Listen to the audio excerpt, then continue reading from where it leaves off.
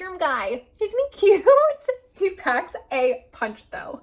Okay, let me back up. So a couple months ago, I got the Magical Butter machine and I've been making infused coconut oil. That part is super easy, super simple, but I've been really intimidated to make gummies. And I decided if I was gonna do it, I was gonna ball out. So I got the full kit with absolutely everything I needed from Magical Butter to make infused gummies. And what I love about their mushrooms is their powders are just straight mushroom powder. There's not a bunch of fillers or other crap you have to worry about, which is what a lot of companies are getting away with right now.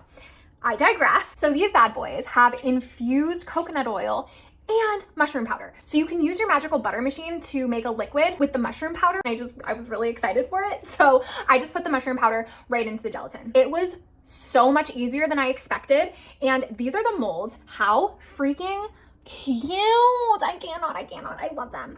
And they are just absolutely phenomenal. They taste amazing. I went with cherry for the first one. I wanted to try one first to make sure that I didn't screw it up, but honestly, even if you're intimidated, so easy. Highly freaking recommend. 10 out of 10.